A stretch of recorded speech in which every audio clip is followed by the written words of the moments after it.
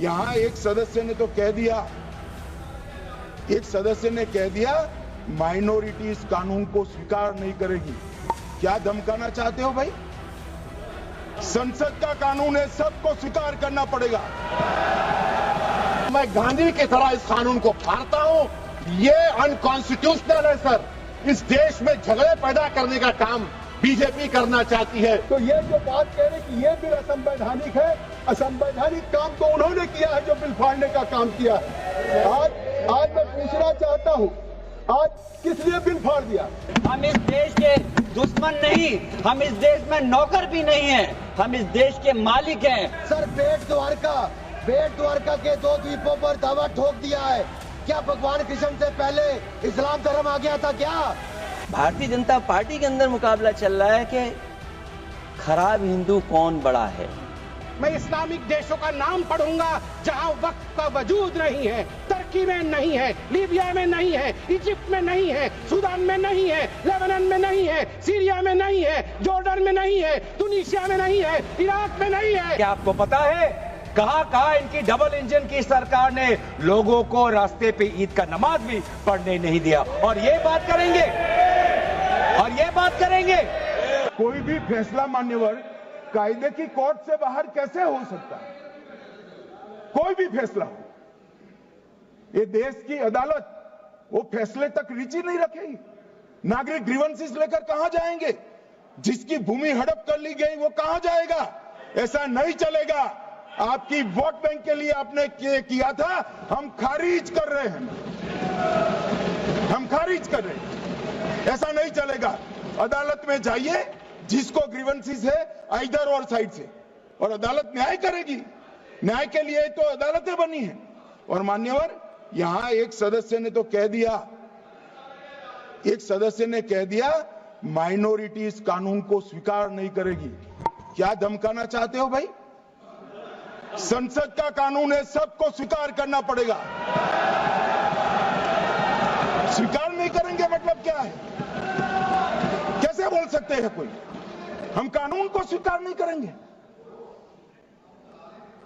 एक कानून भारत सरकार का है, हरेक पर बंधन करता होगा और इसको स्वीकार करना पड़ेगा। मैं आपको बताना चाह रहा हूं स्पीकर साहब, ये बिल का मकसद सिर्फ मुसलमानों को जलील और रुस्वा करना है, मुसलमानों को दूसरे दर्जे का शहरी बनाने का इनका मकसद है। सर अगर आप हिस्ट्री को पढ़ेंगे तो महात्मा गांधी उस वक्त के व्हाइट अफ्रीका में सफेद फार्म अफ्रीका के कानून को महात्मा गांधी ने कहा था कि ये मेरा कॉन्शियंस उसको मानता नहीं है, मैं इस कानून को कबूल नहीं करता हूं। तो महात्मा गांधी ने क्या किया? उन्होंने उस कानून को फाड़ दिया। तो मैं गांधी की तरह इस कानून को फाड़ता हूं। ये अनकॉन्स्टिट्यूशनल है सर। इस देश में झगड़े पैदा करने का काम बीजेपी करना चाहती है मस्जिद और मंदिर के नाम पर, इसीलिए मैं इसका कंडेम करता हूं। अभी भी आपने देखा ओवैसी साहब को कि अभी उन्होंने इस बिल को फाड़ने का काम किया है। तो ये जो बात कह रहे कि ये बिल असंवैधानिक है, असंवैधानिक काम तो उन्होंने किया है जो बिल फाड़ने का काम किया है। आज मैं पूछना चाहता हूं, आज किस लिए बिल फाड़ दिया?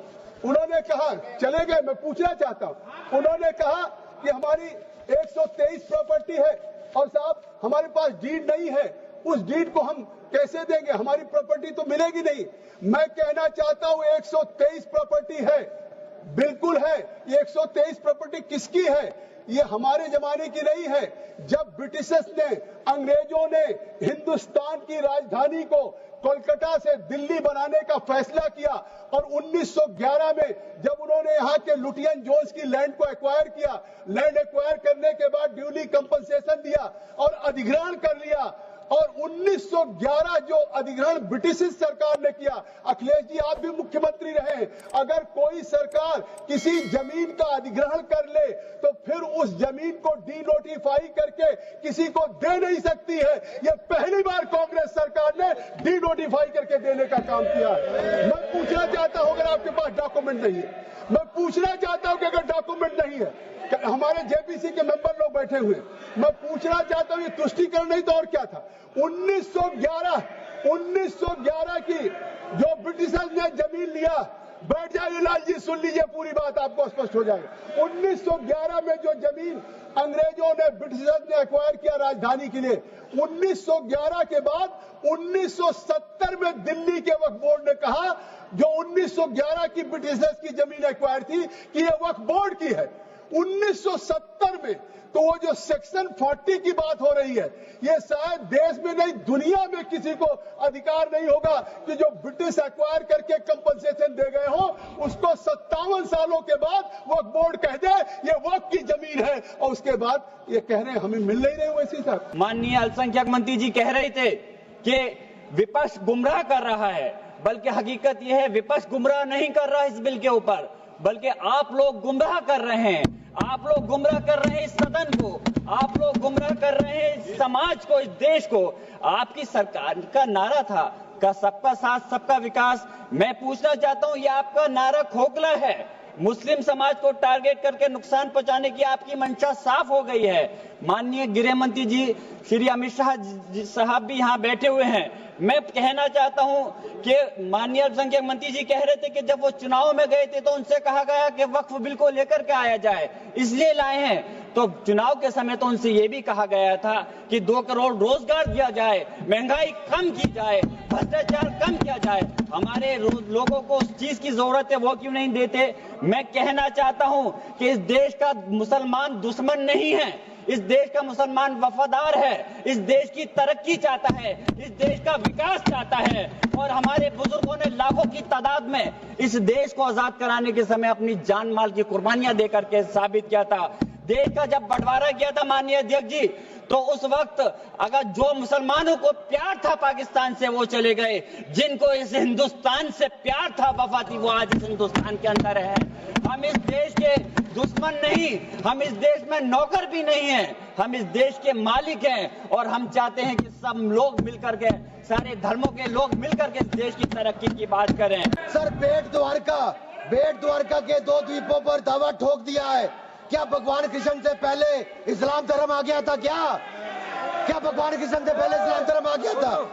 सर, यही नहीं, कल क्या आनंद भवन और नेशनल हेराल्ड पर आकर, मैंने अभी बात सुना था कि आनंद भवन और नेशनल हेराल्ड पर वक्फ बोर्ड अपना दावा ठोकने वाले हैं, तो दे दोगे क्या? बता दिया।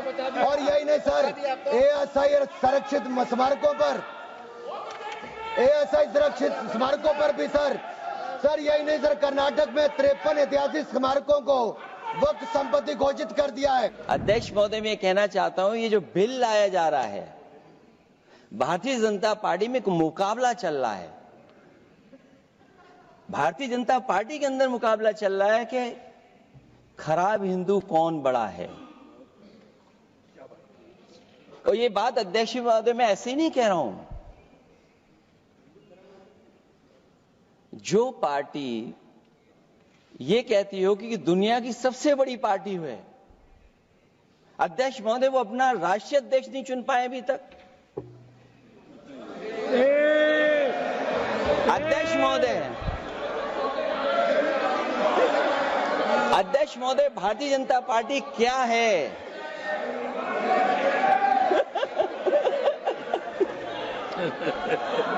जी, मैं अखिलेश जी ने बहुत हंसते हंसते कहा है, इसको हंसते हंसते जवाब देना। इस सामने जितनी पार्टियां हैं उनका राष्ट्रीय अध्यक्ष उन 5 लोगों को ही चुनना है परिवार के।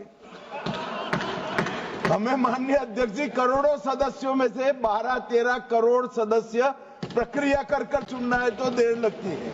आपके यहां जरा भी देर नहीं लगेगी। मैं कह देता हूं अभी 25 साल तक आप अध्यक्ष हो जाओ, नहीं बदल सकता। अध्यक्ष महोदय, क्योंकि जो बात निकल के आई है वो मैं फिर आगे बढ़ा दूं। अध्यक्ष महोदय, जो बात सोशल मीडिया या और जगह गुपचुप हो रही है, कहीं ऐसा तो नहीं था कि अभी कुछ दिन पहले यात्रा जो हुई है वो कहीं 75 वर्ष की एक्सटेंशन वाली यात्रा तो नहीं थी? अध्यक्ष महोदय, ये जो इस बार जो वक्फ बिल आया है, नाकामी का पर्दा इस बार है वक्फ बिल। और नाकामी को एक आध नहीं है, मैं कई नाकामियां बता सकता हूं। अभी मैं माननीय सदस्यों को सुन रहा था, वो पुराने कई बिल उनके बारे में चर्चा कर रहे थे कि कितने प्रोग्रेसिव बिल लेकर के आए हैं। मुझे याद है मैं उत्तर प्रदेश में उस समय था और मुझे लगा कि शायद इनकी वो बात ठीक होगी। एक ये बहुत तैयारी के साथ फैसला लेकर के आए थे और फैसला ये लिया था आधी रात के आज के बाद नोट नहीं चलेंगे, नोट बंद हो जाएंगे। अध्यक्ष महोदय, उस नोटबंदी नाकामी के बारे में भी तो चर्चा हो जाए कि अभी भी न जाने कितनी जगह पर कितना रुपया निकला जा रहा है, कितना निकल करके आ रहा है। केवल नाकामी नोटबंदी की नहीं, नाकामी बेरोजगारी की भी है, नाकामी महंगाई की भी है, नाकामी किसान की आय दोगुनी नहीं कर पाए वो भी इनकी नाकामी है। मुझे याद है एक माननीय मंत्री जी पूरे देश की नदियों के बारे में बीओडी बता रहे थे, लेकिन माननीय मंत्री जी ये भूल गए कि उनके शहर में, उनके क्षेत्र की जो नदी है उसकी बीओडी क्या है। गंगा क्या साफ हो गई, यमुना क्या साफ हो गई, स्मार्ट सिटी क्या बन गई, क्या गोद लिए हुए गांव इन्होंने गोद से उतार दिए, उनकी क्या दुर्दशा है।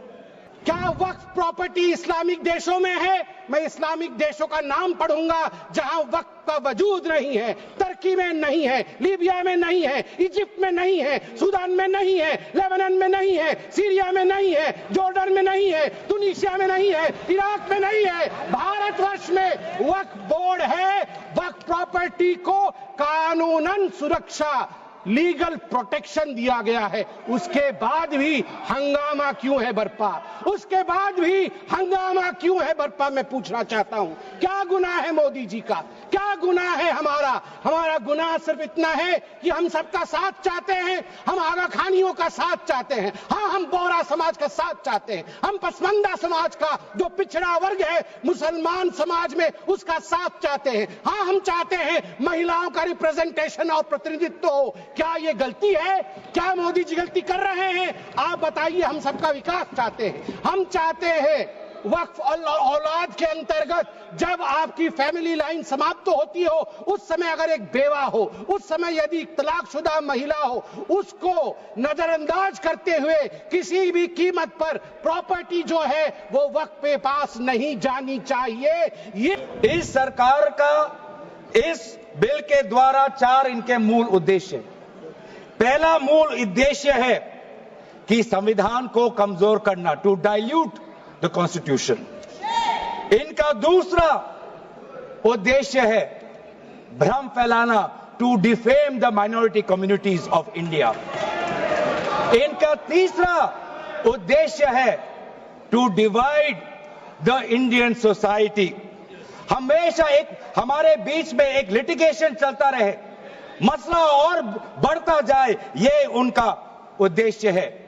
और चौथा इनका उद्देश्य डाइल्यूट, डिफेम, डिवाइड, और चौथा इनका उद्देश्य है to disenfranchise the minority communities. आज माइनॉरिटी कम्युनिटीज के प्रति अपनी संवेदना जता रहे हैं। सर, कुछ हफ्ते पहले देश में विभिन्न जगहों में लोगों ने ईद की शुभकामनाएं एक दूसरे को दी, और क्या आपको पता है कहां इनकी डबल इंजन की सरकार ने लोगों को रास्ते पे ईद का नमाज भी पढ़ने नहीं दिया। और ये बात करेंगे आप अल्पसंख्यकों के प्रति अपनी संवेदना जताते हैं। मैं पूछना चाहता हूं कि आपके लोकसभा में कितने एमपीज अल्पसंख्यक हैं? पहले उसका विवरण दीजिए और फिर हमें बताइए कि आपके दिल में कितना संवेदना है। सर, मेरा तो मैंने जिस दिन भी ये बिल इंट्रोड्यूस हुआ उस दिन भी आदरणीय मंत्री को मैंने सुना और आज भी मैंने उनको सुना। जिस दिन उन्होंने इंट्रोड्यूस किया उस दिन भी अगर आप उनका स्टेटमेंट पढ़े तो उन्होंने कहा कि इसको बिल लाने से पहले बहुत विस्तार रूप से इस बिल की लाने के लिए चर्चा हुई थी। सर, पूरा का पूरा मिसलीडिंग। 2023 में सर, सरकार 24 में आई, ये खुद 24 के बीच में इन्होंने अपना बिल लाया। 23 सन के वर्ष में 4 बार माइनॉरिटी अफेयर्स कमेटी की बैठक हुई। मुंबई में हुई 13 जुलाई, दिल्ली में हुई 21 जुलाई को, लखनऊ में हुआ 24 जुलाई को, दिल्ली में 2 बार हुआ 20 सितंबर और 7 नवंबर को।